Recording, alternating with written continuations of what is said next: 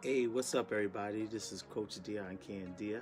I am excited. It is 2019, and I am excited. I haven't been in front of the camera in this capacity in a while. Last year was a great year. I came out with a series called Conversation with Coach Candia, and I'm looking forward to 2019 because I want to bring more education regarding our student athletes. So I'm excited to have this opportunity. Hope the New Year's is going well for you guys, but I have a lot of things that I want to talk about regarding our student athletes. And today I want to talk about divisions. I want to talk about divisions. So this is something that you can't miss. All you parents out there, all you student athletes out there, community people, people that are that deal with student athletes, period, because it is very much needed in the process of growing our student athletes and perhaps getting them to the level of being prospects for college. All right, so take out your pens, your pencils, and just listen to the information that I'm giving. All right, first of all, I want to talk about the divisions. And I know some of you know this already, but there's a lot of people out there who are not educated as far as what is next after an athlete is done with high school, or what is out there to even prepare them for the next level. Some people, honestly, parents and even some coaches, yes, some coaches believe that you have a say-so in where you're going to go to college, what level you're going to play at, and some people even believe that you can just go wherever you want, based on what others could do for you or who you may know. You can go to any college and be on any team that you want after high school. That is so untrue. All right, truth of the matter is there are different levels. Now here are the levels. We have level, or I'm gonna say divisions. Division 1, athletics. I'm going to use football because that's what I'm familiar with, but a lot of the divisions are based on the same thing at the collegiate level. So you have Division 1. Division 1 is highly talented athletes that have caught the attention of major recruiters, and they are usually given a full scholarship to a university based on their athletic ability, but they do have to pass certain requirements academically in order to accept the scholarship. Now, mind you, a scholarship is a contract between the university and the student athlete. Each contract, all right, is for 1 year. Now, if they're going to be there for 4 or 5 years, each year they have to renew that contract. So basically, if they breach that contract or they don't do the things that the contract requires in the Division 1, they can be that could be terms for terminating the contract. So don't think because a student is a Division 1 athlete and they make it to a campus that automatically they have 4 or 5 years there paid for. If they don't do or fulfill the requirements, that contract is terminated. So, but the Division 1 athlete is a very special athlete. All right, and we'll talk more about that. So you have Division 1. Then you have Division 2. Division 2 are still gifted athletes, but Division 2 don't offer a full scholarship.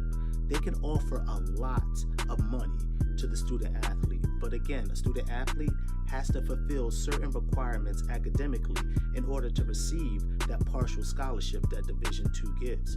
Division 2 can also find out different grants and different monies throughout the government that could kind of like help situations of hardship for some kids. So I've actually known of situations where student athletes went to a Division 2 school and they actually left not paying anything because the other end was picked up by grants and things like that. And sometimes you may have to take out a small loan, but if you go to a good Division 2 school and you're a good athlete and you match their requirements, they can pay a lot of your schooling. Okay, so now we have Division 3. Division 3 are usually smaller schools, and Division 3s, they don't offer scholarship, not athletic scholarships. However, they can offer some academic money. They can offer grants. They have a lot of funding from other places they can offer student athletes. And traditionally, Division 3 athletes are not as talented as Division 1 athletes or Division 2 athletes. However, this is not always the case. Myself, I went to school. I started off going to a Division 3 school. I believed I had Division 1 talent. I was a little undersized, and my grades weren't too good. And I didn't have the correct exposure that I thought I needed to be a Division 1 athlete. So I had to go Division 3. In some cases at Division 3 schools, you will find Division 1 talent. But for the most part, Division 3 is the lowest level of competition, and even the size of the school, and they don't offer scholarships. But depending on the person's situation, they can earn some kind of grants and funding throughout the state or federal government, things like that. So that's Division 1, Division 2, and Division 3. The other two levels of college is one is called junior college. Junior college, now Division, I should have said this, Division 1, 2, and 3 are 4-year universities, and usually nowadays it takes 5 years to graduate from, hopefully 5 years to graduate from universities. Now you have junior college, that's after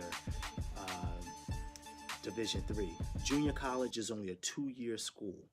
And a junior college is usually, traditionally, it was set up for those student athletes or students that need more education.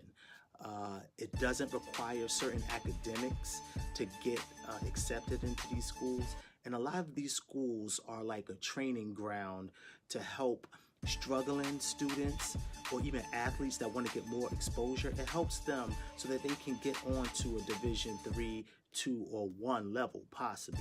So a junior college is just that, or a county college could do the same thing. It's a 2-year school that kind of preps them, it trains them in order to see if they really want to go to a 4-year university, or to give them more experience and to help them so that they could adapt to college life, period.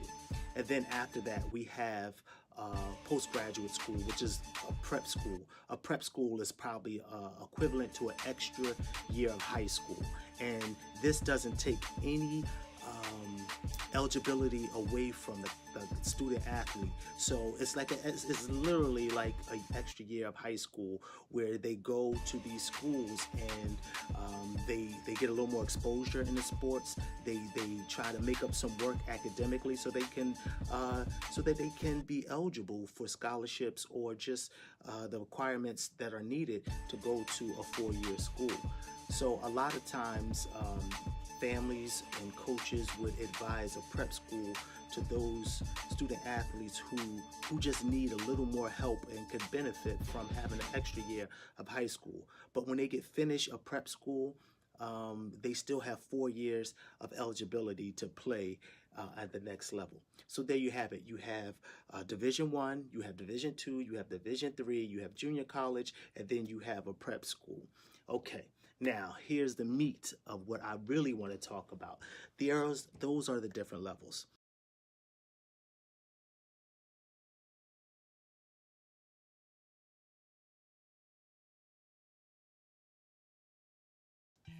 A lot, and I do mean a lot, of student athletes aspire to be Division 1. Division 1 is the highest level.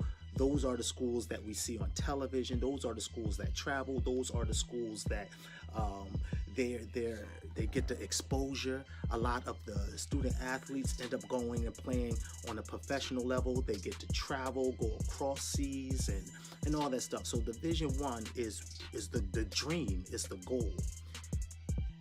So I want this to be known to a lot of you parents out there, a lot of you young coaches, a lot of you Pop Warner programs, middle school, these traveling football teams. Listen, Division One is for special athletes.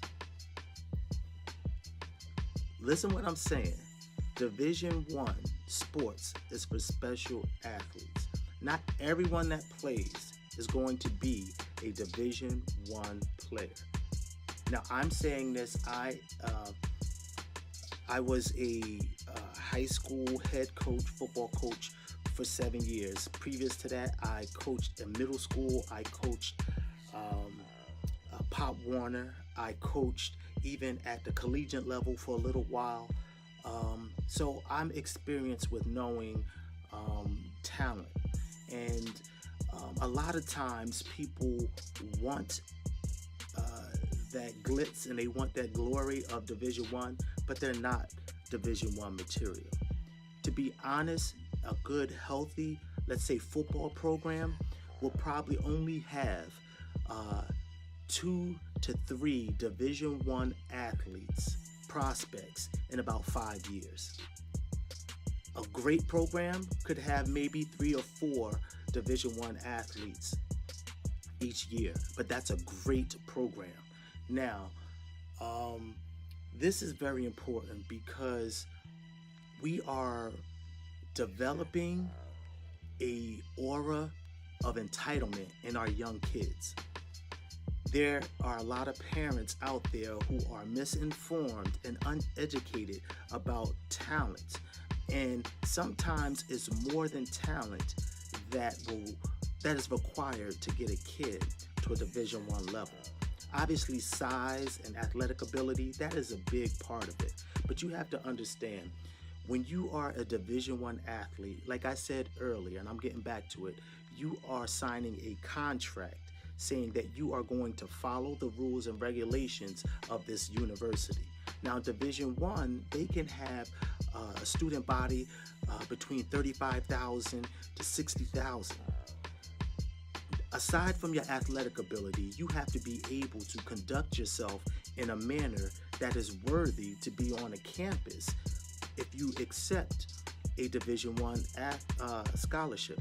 A lot of young kids are wanting the athletic part, and parents are wanting the athletic part of these Division One programs, but we are not preparing our kids to be in the midst of the atmosphere of a Division One school. Some kids are not performing in the classroom well enough to be a Division One athlete. Some kids hate school. They hate school, but yet they want to play Division One and they want to do a vigorous program, academic program that comes along in this contract. Some kids have never been outside of their home, or their high school has a few hundred, maybe a couple thousand students, and they aspire to go to a university that has 45, 50,000 students. How are they going to handle themselves? So what I'm basically saying is this: there's a lot more than the athletics that go into being a Division One player. Now, this is the thing. Public schools, and I was a public school head coach, we do our very best to train and to get kids ready for Division One. Parents may elect to bring their kids to another setting so that they can prepare them for a Division One setting. A lot of times, now I've dealt with Division One coaches and recruiters and all that stuff. A lot of times, Division One recruiters and coaches, they'd rather go to parochial schools, private schools, and schools outside of public schools because they know that in these schools, they can train and get these kids college ready more so than a public school. Now, this is not a knock to any public schools out there. I'm simply educating parents out there on why some coaches would advise, or some youth programs would advise their kids to go to a private school or parochial school. If they have the athletic ability but they need a foundation, they would advise them to go to one of these schools so they can prepare them for a Division I scholarship. Now, just because you choose for your kid to go to one of these type of schools still doesn't guarantee them a Division I scholarship. Like I said, Division I is special. We have almost dumbed down the uniqueness of being a Division I athlete. We have put it to kids in a way where every athlete, it is good to inspire to be a Division I athlete, but a lot of these kids think that no matter what, they're going Division I, and they don't understand that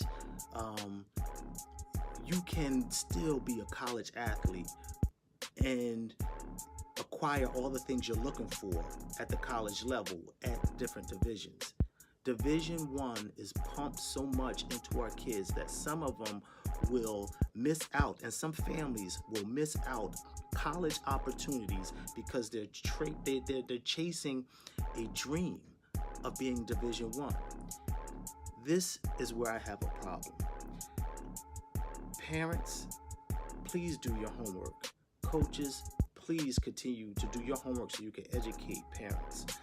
The goal of student athletes, listen to this very carefully. The goal of student athletes, to you parents out there, to you coaches out there, to the community members out there, the goal is not to focus our kids on divisions. It was once said to me by a college coach. It says a Division I athlete stands out. You don't have to make a Division I athlete. We can tell who the Division I athlete is. So by me saying that is, no matter what you do, sometimes it may not happen to be Division I. Sometimes it's out of your control. And we have to understand that, because we think that we can control this process. I had a situation before where I had a kid that was super talented. He had Division I talent, no doubt, and was recruited by a lot of people, but he didn't have the best of grades. Then I had another kid who was an average athlete, but he had great grades, and he was a good prospect for probably Division II. But his parents wanted him to play Division I. He wanted to play Division I. He wasn't getting offers from Division I. But this other kid who didn't do as well academically, but was the stud athlete, was getting all the attention. Somehow the parents overlooked a Division II and Division III opportunity, and they walked him on a walk-on, which means they wanted so bad for him to be a Division I athlete that they paid for him to play at this school, hoping that that school would pick up his bill and he would get a scholarship. That never happened. So he let a free scholarship go from a Division II school to chase after a dream that wasn't for him. And again, I'm saying this so that we can be educated as people. We have to stop pushing divisions on these young student athletes. If they have athletic ability, if they have passion about playing sports, let's make this the goal, that we prepare them to be college ready. We have to prepare them for college, no matter what the division is. If they have to go to a prep school, if they have to go to a junior college, Division III, Division II, and Division I, obviously.